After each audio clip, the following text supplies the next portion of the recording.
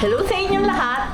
Narito na naman si Mami Essie para mag-share na naman sa inyo ng isang masarap na recipe na kayang-kaya nating gawin, ang crispy okoy.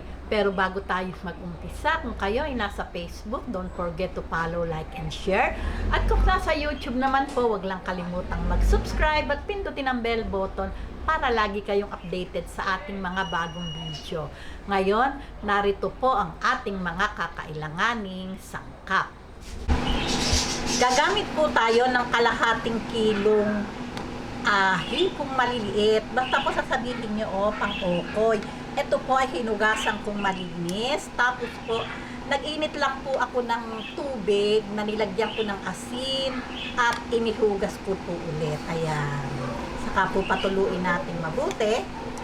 Ito naman po, gagamit po tayo ng 3 cups na rice flour, 1 tablespoon baking powder, 1 egg, 1 tablespoon onion powder, 1 tablespoon garlic powder, 1 tablespoon asin, at ito pong ating powder seasoning. At syempre po itong ating food color na kulay yellow.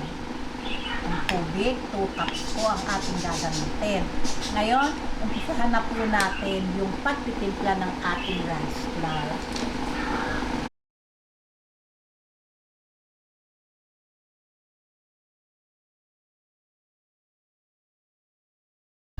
Lagay po natin ng baking powder,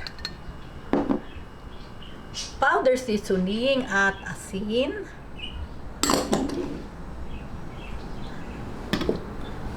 onion powder,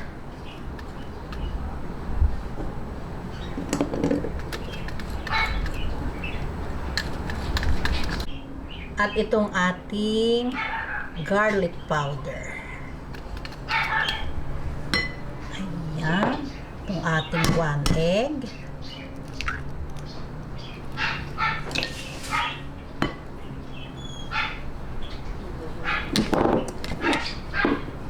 halu-haluin lang po natin. Lagay po natin itong water.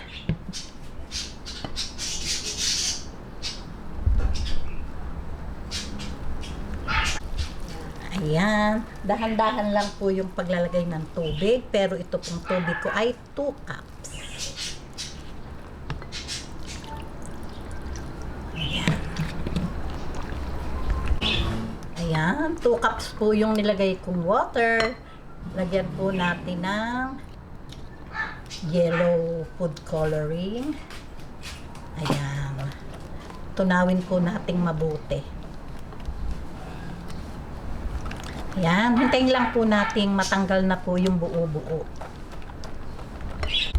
Ayan, okay na po ito. Wala na pong buo-buo. Ngayon po ilalagay na po natin yung ating maliliit na hipon.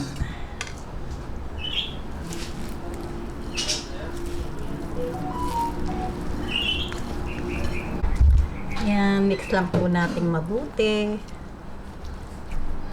Ayan, pagka po na-mix na, ready na po ito para sa ating pagpiprito.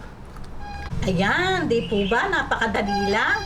Ngayon po, uumpisahan na po natin ang pagtitimplan, ang pagpiprito ng crispy okoy.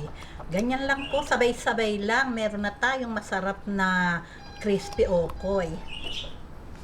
Ayan, mainit na po yung ating oil. Ngayon po, umpisahan na po natin yung pagpiprito.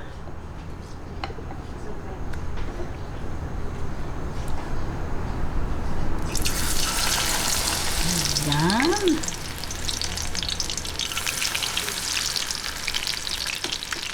Madali lang. Ayan, ganyan lang po. Hintayin lang po natin mag golden brown at ready na po ito.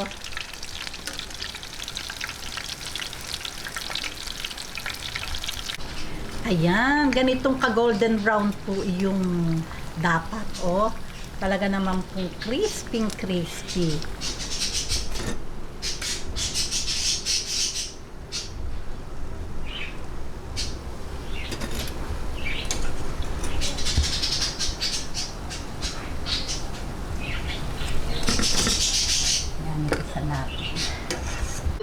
Okay, ngayon, tapusin lang po natin ang pagpiprito. Talagang masarap po ay crispy.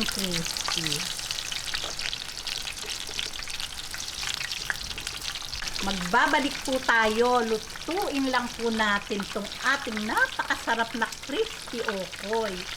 O, talaga naman. Ayan.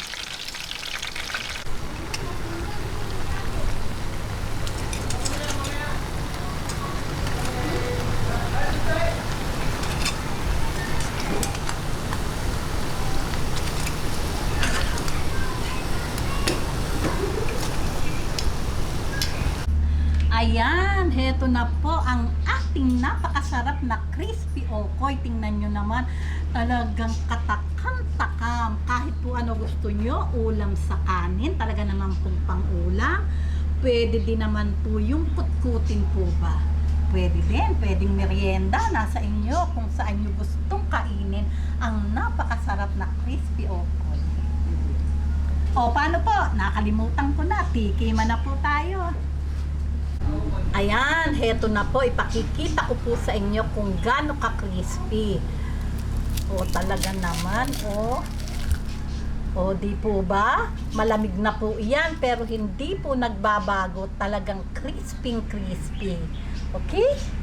Okay, tikiman na po tayo. Tikman na po natin. Ito na din po, titikman ko yung dinurog ko kasi sayang naman. Okay. Sausaw po natin sa napakasarap kong sausawang suka.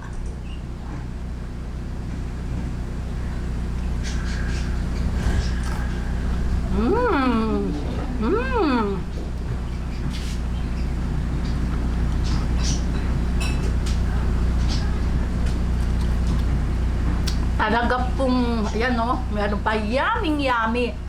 Talaga pong napakasarap, napaka-crispy. O, paano po? Kung magustuhan nyo ang video na to, huwag lang kalimutang mag-likes. And don't forget to share and subscribe. Gawin nyo na po dahil napakarami nyo pong magagawa sa kalahating kilo. Babus!